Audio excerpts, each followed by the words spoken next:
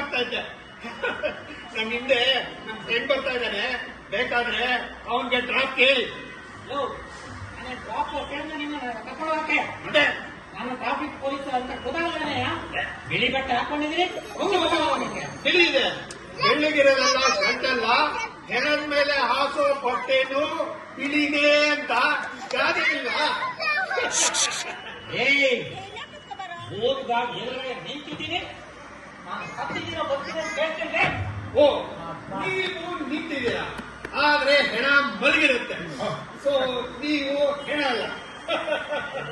ಬೇಕು ಬಾ, ಜಾಸ್ತಿ ಮಾತಾಡಿದ್ರೆ ಕೇಸ ಗೆದ್ಬಿಟ್ಟಿಲ್ಲ. ಕೇಸ್ ಆದ್ರೆ 2 ಕೇಸ್ ರಂಬು, 2 ಕೇಸ್ ಬಿಸ್ಕಿ ಬರ್ಕೊಳ್ಳಿ ಸರ್. ಆರ್ಡರ್. ಓಹೋ, ಈ ನನ್ನ ಮಗೇನು ಬಾರಲ್ಲಿ ಇದೀನಿ ಅನ್ಕೊಂಡಿದ್ದೇನೆ. ಇನ್ನು ಹುಚ್ಚ ಹ್ಯಾಂಗ್ ಬಿಡಿಸ್ಬೇಕಂತ ನನಗೆ ಮನೆಗೆ ಬೇಗ ಹೋಗೋಣ ಅಂದ್ರೆ ಎಂಟ್ರಿ ಕಾಟ ಬೇರೆ. ಯಾರ ಮಗ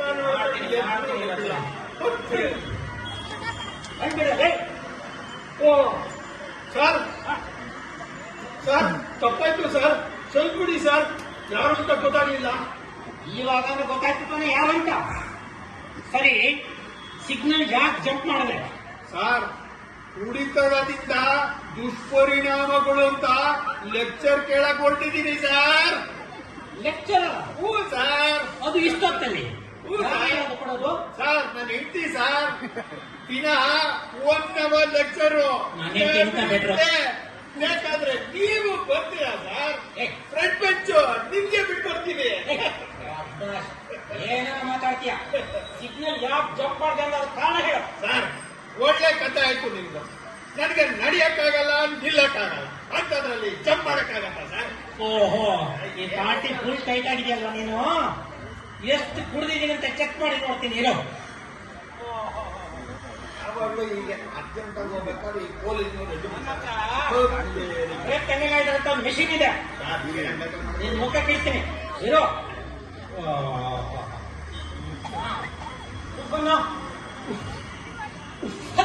ಎಷ್ಟು ವಾಸನೆ! ಅರೆ, ಈಗೇನು ಆಶ್ಚರ್ಯ, ನೀನು ಕುಡಿದಿದ್ದೀನಿ ಅಂತ ಹೇಳ್ತೀಯ. ಹೌದು, ಈ ಮಿಷಿನ್ ಕುಡಿದಿಲ್ಲ ಅಂತ ಹೇಳ್ತಾರೆ. ಇದನ್ನ ಯಾವ ನಿಜ? ಸರ್, ಒಂದು ಕೆಲಸ ಮಾಡೋಣ ಸರ್. ಏನಪ್ಪ ಅದು? Check for joke. ಏನು? ಇದನ್ನ ನಿಮ್ಮ ಪಕ್ಕದ ಮಕ್ಕಳ ಹತ್ರ ಇಟ್ಟು ನೋಡೋಣ ಸರ್. ಯಾಕೆ ನಾನು ಕುಡಿದಿದ್ದೀನಿ ನೋಡತ್ತೇನೋ? ಸರ್ ಕೊಡಿ ಸರ್, ನೋಡೋಣ. ಇಲ್ಲಪ್ಪ, ಉಪ್ಪು ಬನ್ನಿ ಸರ್, ಉಪ್ಪು ಬನ್ನಿ. ಈಗ ತೋರಿಸ್ತಾ ಇದೆ ನೋಡಿ. ಅರೆ, ಇದೇನು ಆಶ್ಚರ್ಯ, ಈ ಮೆಷಿನ್ ನಾನು ಕುಡ್ದಿದ್ದೀನಿ ಅಂತ ತೋರ್ತಾ ಇದೆಯಲ್ಲಪ್ಪ. ಓ, ಇರ್ಬೋದು ಸರ್. ಸ್ವಲ್ಪ ಕುಡಿದ್ರೆ ನಾವೇ ಟೈಟ್ ಆಗ್ತೀವಿ. ಇನ್ನು ಆ ಮಿಷಿನ್ ಅನ್ನ ಎಷ್ಟೋ ಚಂದ ಬಾಯಿನಲ್ಲಿ ಇಟ್ಟು ಇಟ್ಟು ಇಟ್ಟು ನೋಡಿ ಅದು ಟೈಟ್ ಆಗಿರ್ಬೇಕು ಸರ್. ಅದೆಲ್ಲ ಸರಿ. ಈಗ ಈ ಮೆಷಿನ್ ನೀನು ಕುಡಿದಿಲ್ಲ ಅಂತ ತೋರ್ತಾ ಇದೆ. ಹೌದು, ಹಾಗಾಗಿ ನಿನ್ ಮೇಲೆ ಕೇಸ್ ಹಾಕಲ್ಲ. ಒಳ್ಳೇದು. ಆದ್ರೆ ಆದ್ರೆ ನಿನ್ನ ಒಳ್ಳೇದಕ್ಕೋಸ್ಕರ ಕೆಲವು ಪ್ರಶ್ನೆ ಕೇಳ್ತೀನಿ, ಏನ್ ಪ್ರಶ್ನೆ? ಕರೆಕ್ಟ್ ಆಗಿ ಉತ್ತರ ಕೊಡ್ಬೇಕು. ಹೇಳಿ ಸರ್ ಪ್ರಶ್ನೆಗಳನ್ನ. ನಿನ್ ಮೇಲೆ signal jumping case, rash driving case ಅಂತ 2 ಕೇಸಾಗಿ ಜಡಿತೀನಿ. Signal jumping case, rash driving case, rash driving case ಅಂತ ಹೌದು. 2 ಕೇಸ್ ಹಾಕ್ತೀರಾ? ಹೌದು ಸರ್, ಒಂದು ರಿಕ್ವೆಸ್ಟ್. ಏನು ಸರ್, ಕೇಸ್ ಹಾಕ್ತೀನಿ ಅಂತ ಮಾತ್ರ ಹೇಳ್ಬೇಡಿ ಸರ್. ಯಾಕೆ? ಸರ್, ಆರೋಪ ಹೊರಿಸ್ತೀನಿ ಇನ್ನಿ ಸರ್. ಯಾಕೆ ಅಂದ್ರೆ ಕೇಸ್ ಅಂತ ಹೇಳಿದಾಗ್ಲೆಲ್ಲ ನನಗೆ ಕ್ರೆಡಿಟ್ಗಳೇ ನೆನಪಾಗುತ್ತೆ ಸರ್. ಆಯ್ತಯ್ಯ, ನಿನ್ನ ಮೇಲೆ ಯಾವ ಕೇಸು ಹಾಕಲ್ಲ. ಆದ್ರೆ ಟ್ರಾಫಿಕ್ ರೂಲ್ಸ್ ಬಗ್ಗೆ ಕೆಲವೊಂದು ಪ್ರಶ್ನೆ ಕೇಳ್ತೀನಿ ನಿನಗೆ. ಹೇಳಿ ಸರ್. ಕರೆಕ್ಟ್ ಆಗಿ ಉತ್ತರ ಕೊಡ್ಬೇಕು. ಹೇಳಿ ಸರ್. ಸರಿ, ರೋಡ್ ಅಂದ್ರೆ ಏನು?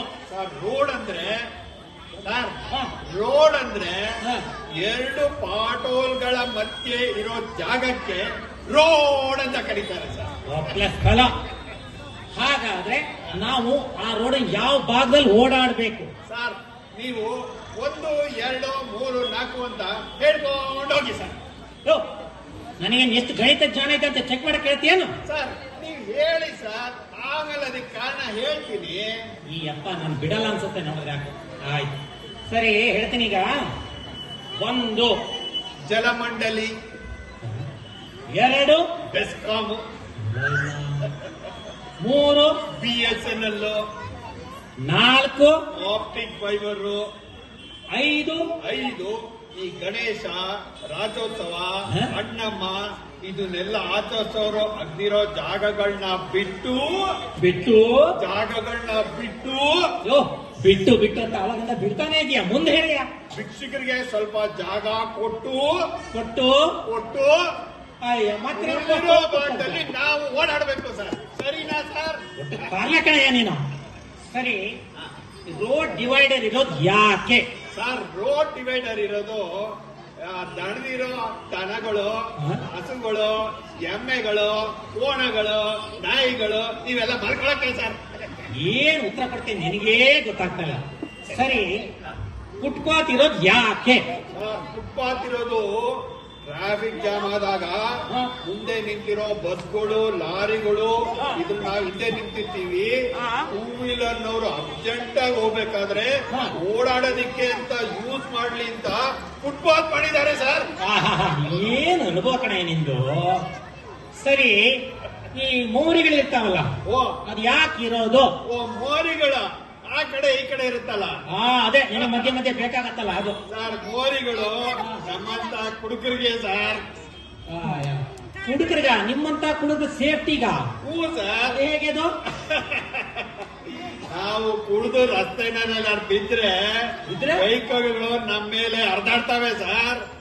ಆದ್ರೆ ಮೋರಿನಲ್ಲಿ ಏನಾದ್ರು ಬಿದ್ರೆ ಏನಾಗುತ್ತೆ? ಸೇಬು ನಮ್ಮ ಹೆಂಡತಿರು ಮನೆಯಿಂದ ಹುಡ್ಕೊಂಡ್ ಬರೋವರೆಗೂ ಅಲ್ಲೇ ಬಿದ್ದಿರ್ಬೋದು ಸರ್. ಸರಿ, ಈ ಗಾಡಿ ಸ್ಪೀಡ್ ಓಡಿಸೋದು ಇರುತ್ತಲ್ಲ ಅದ್ರ ಬಗ್ಗೆ ಒಂದೆರಡು ಕ್ವಶನ್ ಕೇಳ್ತೀನಿ. ಕೇಳಿ ಕೇಳಿ. ಈ 30 ಕಿಲೋಮೀಟರ್ ಸ್ಪೀಡ್ ಅಲ್ಲಿ ಗಾಡಿ ಯಾವಾಗ ಓಡಿಸ್ಬೇಕು? ಸರ್ 30 ಕಿಲೋಮೀಟರ್ಸ್ ಈ ladies college, ladies hostel, ladies PG ಇವುಗಳ ಮುಂದೆ ಹೋಗ್ಬೇಕು ಸರ್. ಯಾಕೆ ಅಂದ್ರೆ ಸ್ಪೀಡಾಗಿ ಹೋದ್ರೆ ಲೈನ್ ಹೊಡಿಯಕ್ಕಾಗಲ್ಲ. ರಸಿಕ್ ಬಡಿ ಮಗ. ಸರಿ, 60 ಕಿಲೋಮೀಟರ್ ಸ್ಪೀಡ್ ಅಲ್ಲಿ ಗಾಡಿ ಯಾವಾಗ ಓಡಿಸ್ಬೇಕಂತ ಹೇಳು. Sir 60 kilometres. ಹೌದು, 60. ಹೌದಯ್ಯ. ಸರ್ ಇದು ಏನ್ ಯೆಲ್ಲೋ ಲೈಟ್ ಇಂದ ರೆಡ್ ಸಿಗ್ನಲ್ ಬಿದ್ಬಿಡುತ್ತೆ ಅನ್ನೋವಾಗ ಸರ್. 90 ಕಿಲೋಮೀಟರ್ ಸ್ಪೀಡ್ ಅಲ್ಲಿ ಯಾವಾಗ ಹೋಗ್ಬೇಕು? ಇದು ತುಂಬಾ ಸುಲಭ ಸರ್. ಯಾಕೆ? ನಾವು 90 ಆಗ್ದಾಗ ಸರ್, ಓಹೋ, ಮನೆಗೆ ಗಾಳಿ ಬೀಸುವಾಗ ಟೂ ವೀಲರ್ ನಲ್ಲಿ ಹೋಗ್ತಾ ಇದ್ರೆ ಮನೆಗೆ ಹೋಗೋದ್ರೊಳಗೆ ಕಿಕ್ಕೆಲ್ಲ ಕಮ್ಮಿ ಆಗಿರುತ್ತೆ ಸರ್. ಕರ್ಮ. ಸರಿ, 120 ಕಿಲೋಮೀಟರ್ ಸ್ಪೀಡ್ ಅಲ್ಲಿ ಯಾವಾಗ ಗಾಡಿ ಓಡಿಸ್ಬೇಕು? ಸರ್ 120 ಕಿಲೋಮೀಟರ್ಸ್ ಇನ್ನೇನು ಬಾಯಿಗೆ ಅಕ್ಕಿ ಕಾಳು ಹಾಕು ಬಾಯಿಗೆ ಬಂದಾಗ ಸರ್. ಸಾಮಾನ್ಯದನ್ನಲ್ರಿ ಇವನು.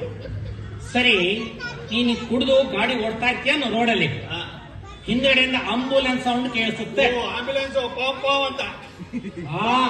ಪಾಪ ಪಾಪ.